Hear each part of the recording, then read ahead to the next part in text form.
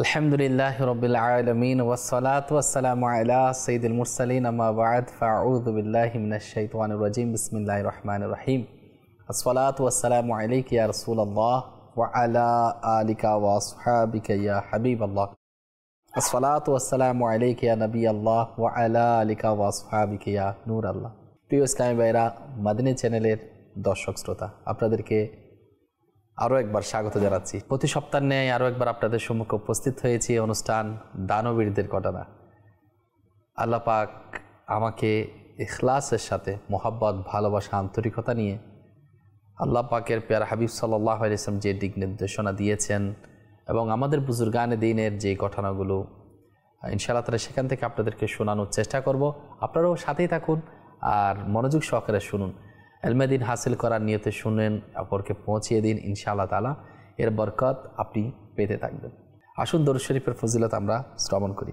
আল্লাহ পাকের পিয়ারা নবী রাসূল করিম সাল্লাল্লাহু আলাইহি ওয়াসাল্লাম ইরশাদ ফরমান, যে ব্যক্তি আমার উপর দরুদ শরীফ পাঠ করা ভুলে গেল সে জান্নাতের রাস্তা ভুলে যায়।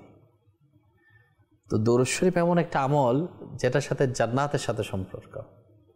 দরুদ শরীফ পড়তে ভুলে যাওয়া জান্নাতের রাস্তা ভুলে যাওয়া কোনো সাধারণ মানুষের কথা নয়, কোনো সাধারণ মানুষের উক্তি নয়। যে দয়ালু নবী সাল্লাল্লাহু আলাইহি ওয়াসাল্লাম জান্নাতের পথ দেখিয়েছেন, ওই পেয়ারা আকা সাল্লাল্লাহু আলাইহি ওয়াসাল্লামের ফরমান।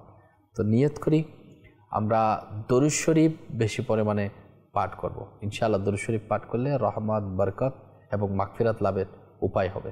ভালোবাসা নিয়ে, মুহাব্বত নিয়ে যারা অনুষ্ঠান দেখছেন, আসুন একবার দরুদ শরীফ পাঠ করি। সাল্লু আলাল হাবিব সাল্লাল্লাহু তাআলা আলা মুহাম্মদ সাল্লাল্লাহু তাআলা আলাইহি ওয়াসাল্লাম। প্রিয় ইসলামী ভাইরা, মাদানী চ্যানেলের দর্শক শ্রোতা, আল্লাহ পাকের রাহে দান করা, আল্লাহ তাআলার রাস্তায় দেওয়া অনেক সৌভাগ্যের বিষয় এবং যারা দিয়েছে তারা আল্লাহর দরবারে সম্মানিত হয়েছে। যারা সখী রয়েছে, দানবীর রয়েছে, তারা দানশীলতার যে দৃষ্টান্ত স্থাপন করে গিয়েছে পৃথিবীর জমিনে, তো অনন্য। এদের মধ্যে এমনও আছে যাদের কাছে কিছুই ছিল না, অল্প স্বল্প ছিল, তারাও দানবীরদের কাতারে এসেছে। আবার যাদের কাছে অনেক কিছু ছিল তারাও এসেছে, মধ্যমপন্থার লোকও এসেছে। যার কারণে কারো বলার এত অবকাশ নেই যে আমি আমার কম টাকার কারণে আমি আল্লাহ পাকের রাহে দিতে পারছি না, বরঞ্চ দৃষ্টান্ত স্থাপন আল্লাহওয়ালারা করে গিয়েছেন। আরেকটা জিনিস, আমরা যে খাবারটা অপচয় করি, যে খাবারটা আমরা আল্লাহ পাকের রাহে দেওয়ার ক্ষেত্রে কিন্তু অনেকে কৃপণতা করে, আল্লাহ পাকের রাহে দেওয়ার ক্ষেত্রে প্রতিবন্ধকতা সৃষ্টি করার মতো জিনিস, উপকরণ সামনে নিয়ে আসে, অথচ অহেতুকভাবে অনেক টাকা এমন কাজে ব্যয় করে যেটার কোনো মানই হয় না, অর্থ হয় না। অহেতুকভাবে টাকা অপচয় করা হচ্ছে, খাবার দাবার অপচয় হচ্ছে। এই টাকাটা চাইলে আল্লাহ তাআলার রাহে খরচ করার মধ্যে ব্যয় করতে পারে। এমনই কিছু ঘটনা ইনশাআল্লাহ তাআলা আপনাদের সম্মুখে আনার চেষ্টা করব। যদি আল্লাহ পাক দয়া করে ইনশাআল্লাহ আরও কিছু ফজিলত আপনাদের সম্মুখে উপস্থাপন করব।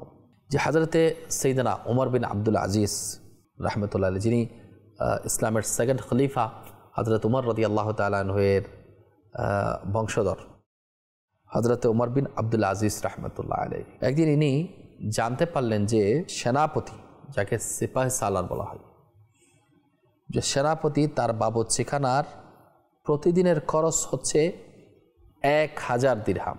এই সংবাদ শুনে তিনি রাহমাতুল্লাহ আলাইহির খুবই আফসোস হলো এবং তিনি রাহমাতুল্লাহ আলাইহি তার সাথে ব্যক্তিগতভাবে বোঝানোর জন্য মন মানসিকতা তৈরি করলেন এবং তাকে ধরে ঘরের মধ্যে দাওয়াত করলেন যে সেনাপতির বাবুর্চিখানার খরচ হচ্ছে 1000 দিরহাম। তো দাওয়াত করলেন যে তাকে বোঝানোর মাধ্যমে যে আমার বাসায় দাওয়াত। তিনি রাহমাতুল্লাহ আলাইহি বাবুর্চিকে নির্দেশ দিলেন যে উন্নতপূর্ণ, লৌকিকতাপূর্ণ খাবারের সাথে জব শরীফের সিন্নিও যেন প্রস্তুত করা হয়। তাহলে উন্নত মানের খাবারও তৈরি হবে, জব শরীফের সিন্নিও তৈরি হবে।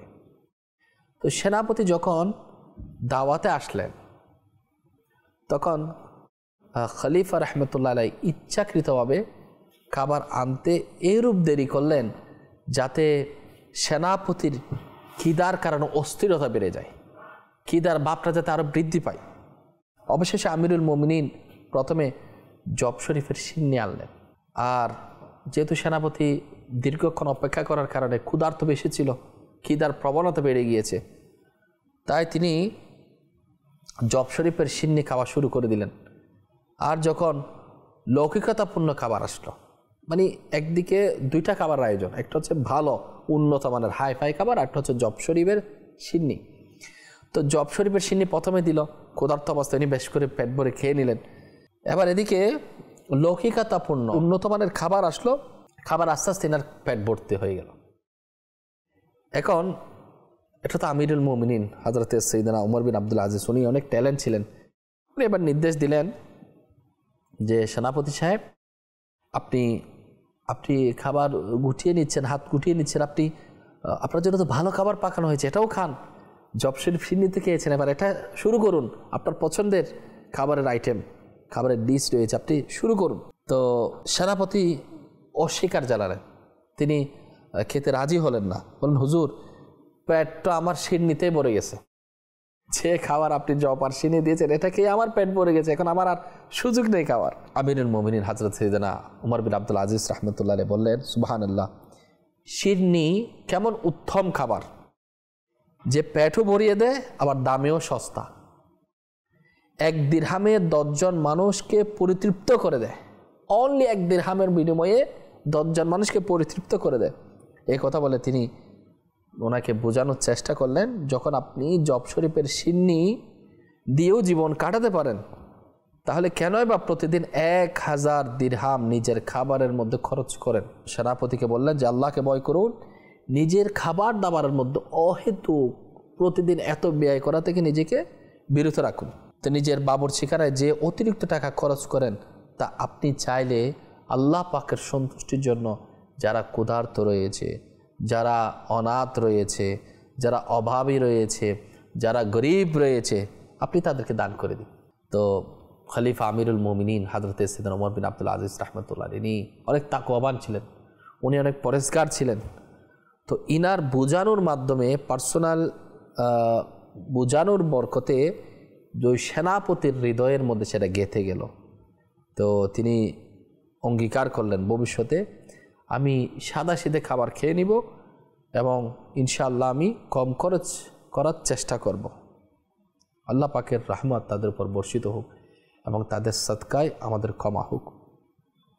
শুনলাম আমরা ওমর বিন আব্দুল আজিজ রাহমাতুল্লাহ আলাইহি বোঝানোর প্রক্রিয়া। আর একটা হচ্ছে সেনাপতি। একটা জিনিস খেয়াল রাখতে হবে, যার যার অ্যাঙ্গেলে তার তার মতো করে মানুষ খরচ করে।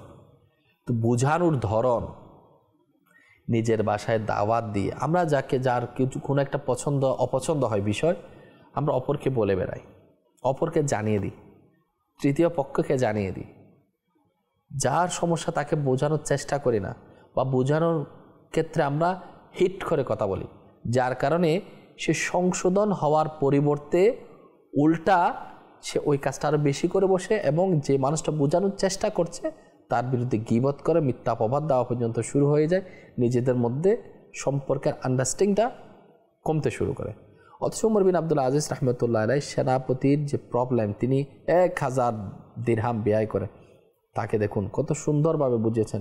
প্রথমত দাওয়াত দিয়েছেন, নিজের বাসার মধ্যে ভালো খাবার আপ্যায়ন করেছেন এবং যে টেকনিকে তাকে বোঝানোর সিস্টেম প্রক্রিয়া জন্য তিনি সিডনি এবং জবের রুটির ব্যবস্থা করেছেন। প্রথমে ক্ষুধার্ত থাকার কারণে জব এবং সিন্নি এটা খাওয়ানোর মাধ্যমে তার কাছে খিদা দূর হয়ে গিয়েছে সেনাপতির।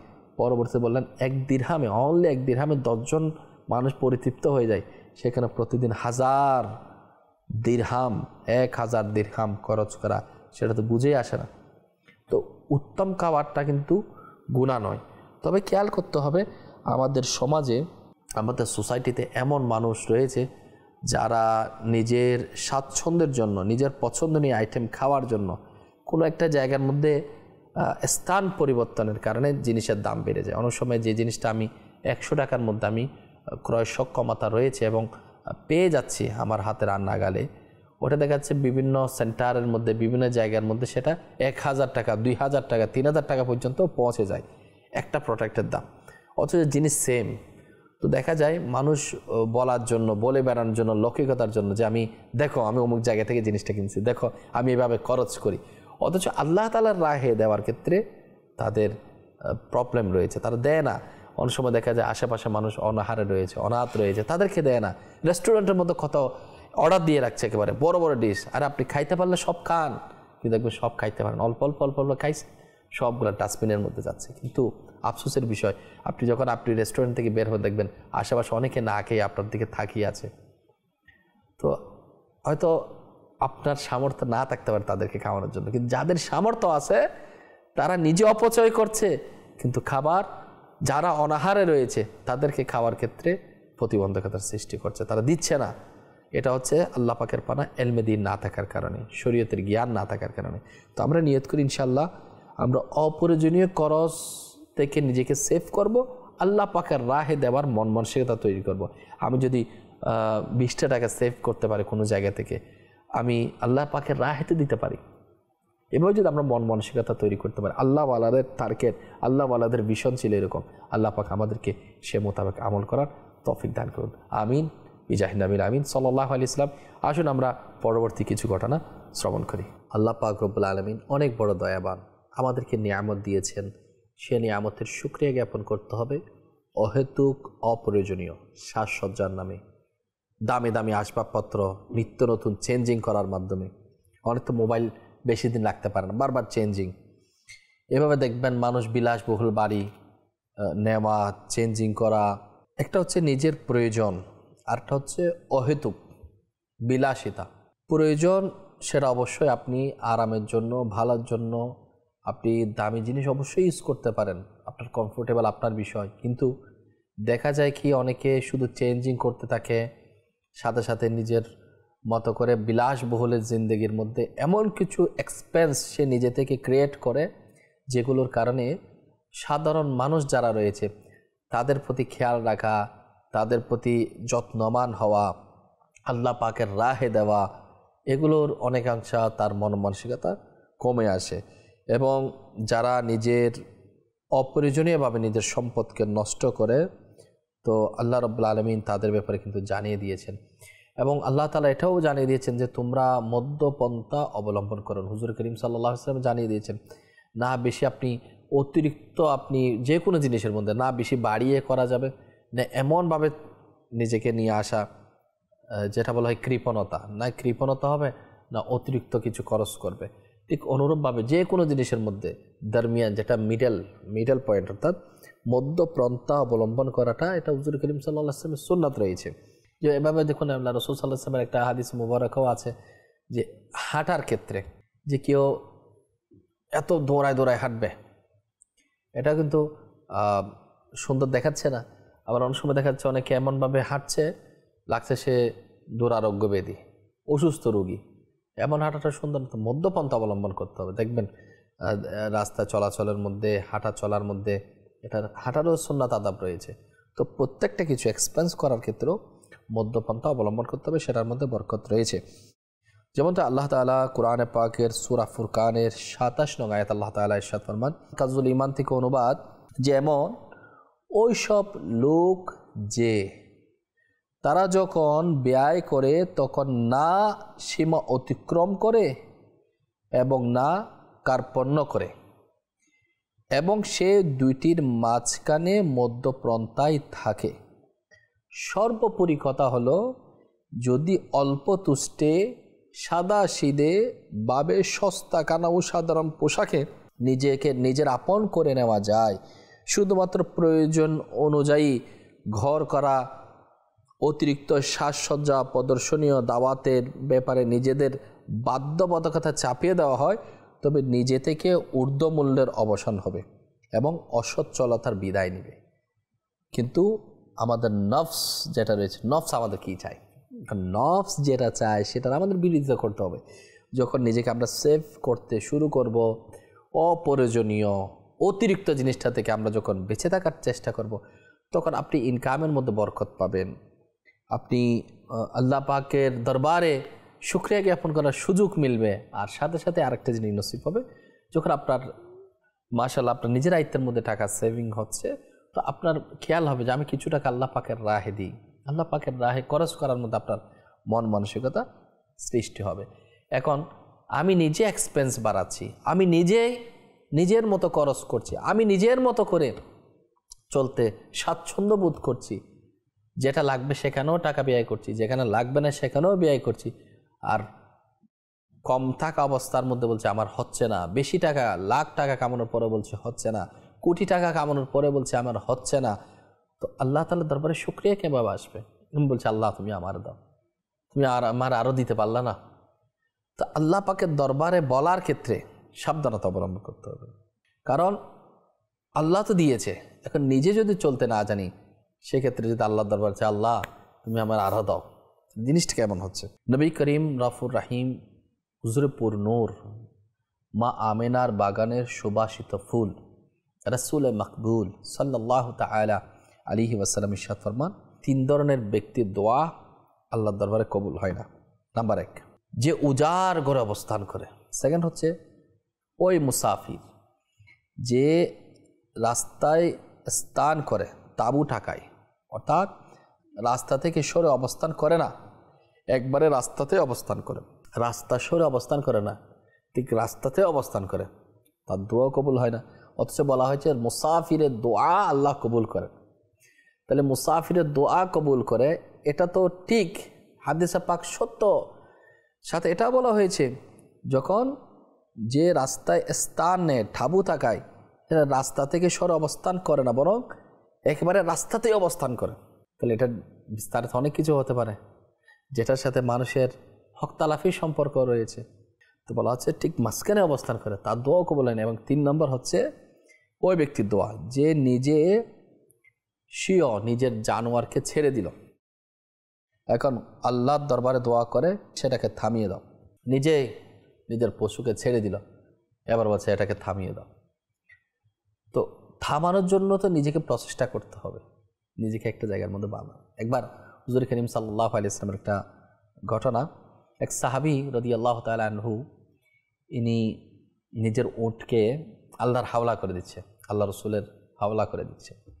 হুজুর করিম সাল্লাল্লাহু আলাইহি ওয়াসাল্লাম বলছেন প্রথমে সেটাকে বাঁধো, তুমি রশি দিয়ে দড়ি দিয়ে তুমি কুঠির মধ্যে এটা বাঁধো, এরপর আল্লাহর হাওলা করো। কারণ আমি একটা জিনিসকে ছেড়ে দিব, আমি ঘরের দরজা খুলে রাখলাম, তাহলে খুলে রাখা মানে কি, চুর আসতে পারে, ডাকাতি হতে পারে, সন্ত্রাস আসতে পারে। এবার আল্লাহ দরবারে তুমি আমার সেফটি দান করো। তো সেফটি দান করার জন্য প্রথমে নিজেকে সেফটি নিজেকেই দিতে হবে, এরপর এই সেফটিটা যথার্থ হওয়ার জন্য আল্লাহ দরবারে দোয়াও করতে হবে। তো মূল কথা হচ্ছে আমরা আল্লাহ তাআলার দরবারে চাই, মাল দৌলতের জন্য অনেকে দোয়া করে, আল্লাহ তুমি আমার সম্পদে বরকত দাও। সম্পদে বরকত তখনই হবে আল্লাহ যেটা দিয়েছে নিয়ামত, সেটার যথার্থ ব্যবহার আমি আপনি করতে পারছি কিনা। যদি আমি আপনি যথার্থ করতে না পারি, তাহলে সেই সম্পদের বরকত কোথা থেকে আসবে? তো প্রিয় ইসলামেরা, মাদানী চ্যানেলের দর্শক শ্রোতা, আল্লাহ পাকের রাহে দেওয়ার ক্ষেত্রে আমরা আমাদের মন মানসিকতা বানাই। আল্লাহ ওয়ালাদের ঘটনা আমরা শুনেছি, ফাতেমাতুজ জাহরা রাদিয়াল্লাহু তাআলা আনহার ঘটনা শুনেছি আমরা, হযরতে সাইয়েদনা মাওলা আলী মুশকিল কুশা রাদিয়াল্লাহু তাআলা আনহুর ঘটনা আমরা শুনেছি। এনাদের পরিবারে খাবার অল্পটুকু খাবার ছিল, ফকির আসছে তো তাকে দিয়ে দিয়েছে, তাকে মাহরুম করে নাই, বঞ্চিত করে নাই, দিয়ে দাও, উজাড় করে দেওয়া, তাদের অভ্যাস মুবারকের মধ্যে আছে। তো আমরা যারা শুনতে পাচ্ছি, আমরা নিয়ত করি আল্লাহ সুবহানাহু ওয়া তাআলা যে নিয়ামত আমাদেরকে দিয়েছেন সে নিয়ামতের শুকরিয়া জ্ঞাপন করব, যতটুকু দিয়েছেন সেটার আমরা সঠিক ব্যবহার করব, যাতে করে অপচয় হওয়াটাকে দেখতে আমরা বাঁচতে পারি। নিজের সম্পদের নিরাপত্তা এনে আল্লাহর রাহে দিই, মসজিদ নির্মাণ হচ্ছে সেখানে দিই, জামিয়া নির্মাণ হচ্ছে সেখানে দিই, যেখানে এলমে দ্বীনের প্রচার প্রসার চলছে সেখানে দিই, এমনভাবে দিই যেটা আল্লাহ রাব্বুল আলামিন খুশি হয়। আল্লাহ খুশি হলে কি হবে? আল্লাহ যদি খুশি হয় আল্লাহর বান্দার উপর, তো অটোমেটিকলি ভাবে সে জান্নাত পাওয়ার একটা আশা করতে পারে। আল্লাহ রাব্বুল আলামিনের খুশির মাধ্যমে তো জান্নাত হাসিল হবে। আল্লাহ পাকের নিয়ামতের শুকরিয়া জ্ঞাপন করার তৌফিক দান করুন। সল্লু আলাল হাবিব সাল্লাল্লাহু তাআলা আলা মুহাম্মদ সাল্লাল্লাহু আলাইহি ওয়াসাল্লাম। প্রিয় ইসলামেরা, মাদানী চ্যানেলের দর্শক শ্রোতা, আপনাদেরকে একটি ঘটনা শ্রবণ করাবো। এরপর ইনশা আল্লাহ তাআলা, আল্লাহ পাক যদি দয়া করে, এই অনুষ্ঠান থেকে আমরা বিদায় নেব। একটা আমল আপনাদেরকে শিখাই অনুষ্ঠানের মাধ্যমে, যে পবিত্র দিনগুলো আমাদের সামনে আসে, যেমন জুমার দিন, আর একটা হচ্ছে লাইলাতুল বারাতের রাত, শবে কদরের রাত, রমাদানুল মুবারক, এরপর ঈদে মিলাদুন্নবী সাল্লাল্লাহু আলাইহি ওয়াসাল্লাম, special days, special night, special যে রাত এবং দিনের ফজিলতগুলো কোরআন হাদিসের মধ্যে এসেছে, বুজুর্গানা দিনটা পালন করেছেন, সাহাবায়ে কেরাম আলাইহিম রিদওয়ানগণ মনোযোগ সহকারে সেগুলোকে আমল করার চেষ্টা করেছেন। তো সেগুলোর প্রতি আমরা একটু যত্নবান হই, আমরাও যাতে কি করি, ওই সব দিনের মধ্যে আল্লাহ রাস্তায় বেশি পরিমাণে আমরা দান করি। এই দান করার মধ্যে রহমত এবং বরকত। এমনি প্রতিদিনই দান করা যাবে, তবে স্পেশাল দিন এবং স্পেশাল রাত, এগুলোতে আমরা আল্লাহ তাআলার রাহে দেওয়ার ক্ষেত্রে আমরা বাড়িয়ে দিই। আমরা আজকে অনুষ্ঠান থেকে একটা শিখলাম যে কম খরচ করে চাইলে আল্লাহ পাকের রাহে দেওয়া যায়, আত্মতৃপ্তি মিলবে। সাথে সাথে একটা আমল শিখিয়ে দিচ্ছি যে বরকতময় দিনগুলোতে আমরা দান করি। আশুরার দিন একটা ঘটনা আপনাদেরকে শোনাই, ইনশাআল্লাহ আপনাদের ঈমান উজ্জীবিত হবে এবং ইনশাআল্লাহ তাআলা যেটা রাউজুর রিয়াহিনের 152 পৃষ্ঠার মধ্যে রয়েছে। আশুরার দিন রায় দেশের বিচারক এর নিকট একজন ভিখারি এসে আরজ করল, আমি অনেক নিঃস্ব এবং সন্তান সন্ততি বিশিষ্ট মানুষ, আপনাকে আশুরার দিনের দোহাই দিচ্ছি, আমার জন্য রুটি এবং মাংস 2টি দিরহামের ব্যবস্থা করুন। রুটি, মাংস এবং 2টি দিরহামের ব্যবস্থা করুন। আল্লাহ তাআলা আপনার মান সম্মানের মধ্যে বরকত দিন। এখন ওই বিচারক কাজী সাহেব কি বলল, যে জোহরের পর আসেন। ফকির জোহরের পর আসলো, এর বললো আপনি আসরের পর আসবেন। তো সে আসরের পর আসলে তাকে কিছু না দিয়ে খালি হাতে ফিরিয়ে দিল। তুমি দিবে না তো না দিব, এটা বলে দিলেও হতো। বললো জোহরে আসো, একবার ফিরিয়ে দিল, বলছে জোহরে আসো, তাহলে সেকেন্ড জোহরে আসলো, তাও দিল না। আসরে আসলো, আসরেও দিল না, ফিরিয়ে দিল। এই ফকির বেচারা মন খারাপ করলো, সে অসন্তুষ্ট হয়ে এক অমুসলিমের কাছে গেল, এক খ্রিস্টানের কাছে গেল। অমুসলিমের কাছে গিয়ে বলল যে আজকে ওই পবিত্র দিনের ওসিলা দিচ্ছি, আশুরার দিনের ওসিলা দিচ্ছি, আমাকে কিছু দেন। তো ওই তো অমুসলিম ছিল, বলতে আজকে কিসের দিন? বললা জবাব দিল আজকে আশুরার দিন। তো আশুরার কিছু ফজিলত বর্ণনা করলো, যে এটা শোনার পর বলল আপনি অনেক বড় একটা মর্যাদাপূর্ণ দিনের আমাকে দোহাই দিলেন, নিজের প্রয়োজনীয়তার কথা বলুন। তো ফকির বলল আমার সন্তান সন্ততি অনেক রয়েছে, আমি ক্ষুধার্ত, গরিব, অসহায়, আমাকে কিছু দিন। তো ওই ব্যক্তি, ওই অমুসলিম ব্যক্তি প্রচুর পরিমাণ গম, মাংস এবং 20টি দিরহাম পেশ করে বললেন এটি আপনার পরিবার পরিজনের জন্য নিয়ে যান, আপনার জন্য এরূপ সারা জীবন প্রতি মাসে এই দিনের ফজিলত ও সম্মানের ওসিলায় নির্ধারিত থাকবে। এখন রাতে ওই বিচারক, ওই কাজী যে ওই ফকিরকে বিতাড়িত করলো, দিল না, মন ভেঙে দিল, 3 বার আসতে বলে ফিরিয়ে দিল, সে স্বপ্নের মধ্যে কি দেখলো? তো কেউ বলছে চোখ খুলে তাকাও, তখন তাকালো, 2টি আলিশান মহল দেখতে পেল।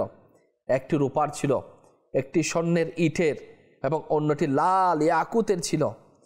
কাজী সাহেব জিজ্ঞেস করলো এই 2টা মহল কার? জবাব পেল যদি ফকিরের প্রয়োজনীয়তা তুমি যদি দূর করতে, যদি তুমি পূরণ করতে পারতে, তাহলে এগুলো তুমি পেয়ে যেতে, কিন্তু তুমি ফকিরের প্রয়োজনীয়তা তুমি দেখার পরেও তুমি তাকে বারবার আসতে বলে তুমি তাকে কিছু দিলে না। এই 2টি মহল অমুক অমুসলিমের জন্য, অমুক খ্রিস্টানের জন্য। তো কাজী সাহেব যখন জাগ্রত হলেন, খুবই পেরেশান ছিলেন, আমি কেন ফিরিয়ে দিলাম? আমি তো চাইলে তাকে দিতে পারতাম, আমি কেন ফিরিয়ে দিলাম?